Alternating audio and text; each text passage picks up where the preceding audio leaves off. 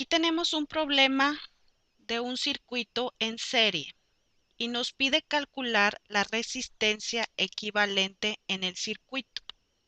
Entonces necesitamos encontrar una resistencia que sea equivalente a estas tres que nos muestra el diagrama.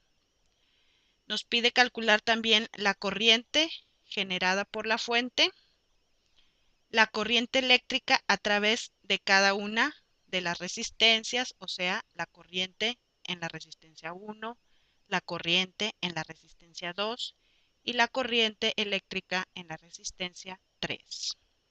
Además de eso, tenemos que calcular el voltaje en cada resistencia, o sea, voltaje en la resistencia 1, voltaje en la resistencia 2 y voltaje en la resistencia 3. Lo primero que vamos a hacer es calcular la resistencia equivalente. Queremos pasar de este diagrama a este, que es un diagrama más simplificado.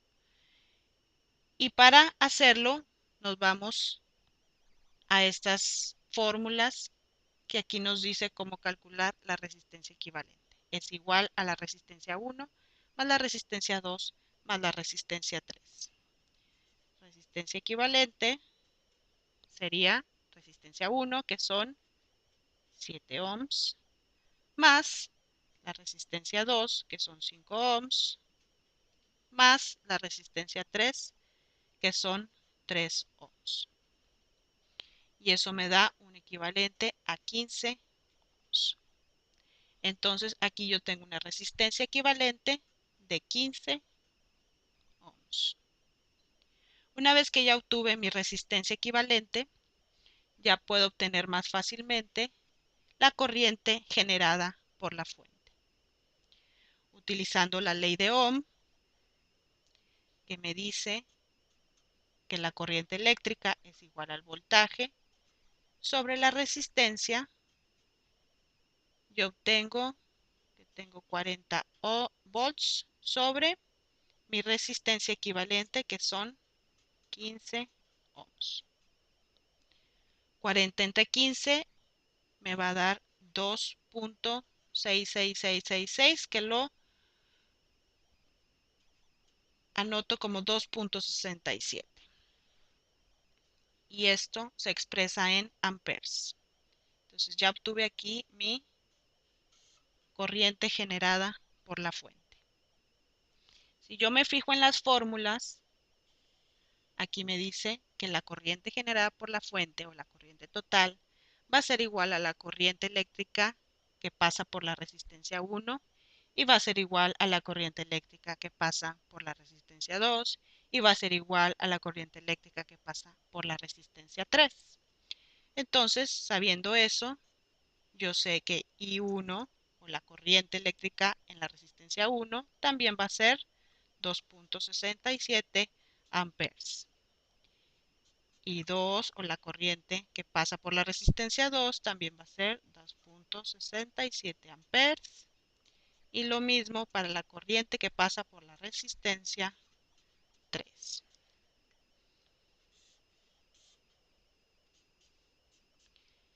Ya tengo la resistencia generada por la fuente y la corriente generada por la fuente y la corriente que pasa a través de cada una de las resistencias. Lo que me falta obtener son los voltajes que pasan por cada una de las resistencias. Para eso vuelvo a utilizar la ley de Ohm. Yo sé que la corriente es igual al voltaje sobre la resistencia, pero ahora quiero obtener el voltaje. Entonces despejo.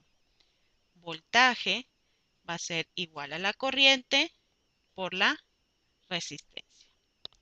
Pero no estoy obteniendo el voltaje total. Yo quiero obtener el voltaje en cada una de las resistencias.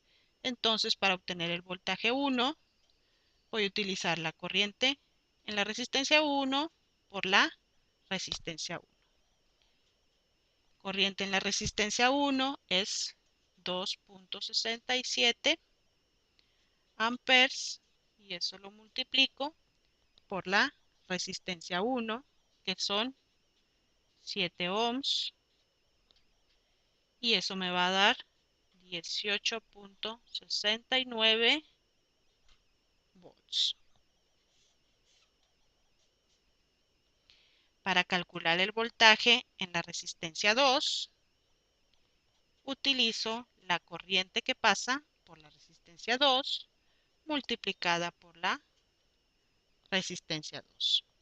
Entonces, la corriente en la resistencia 2 es igual a 2.67 amperes y lo multiplico por la resistencia 2, que son 5 ohms.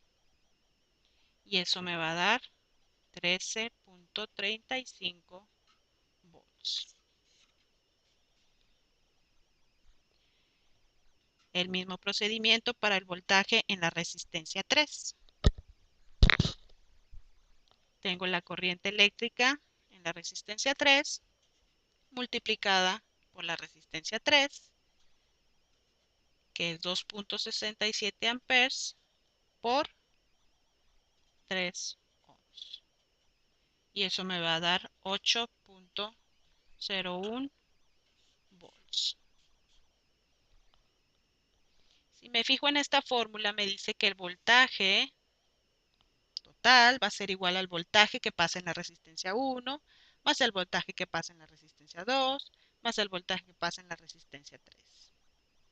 Entonces, si yo sumo estos, me debe dar el voltaje total. Entonces lo sumo. 18.69 más 13.35 más 8.01 y me da 40.05, que esto viene siendo lo mismo que esto, a diferencia de estos .05 porque redondeamos en nuestras operaciones.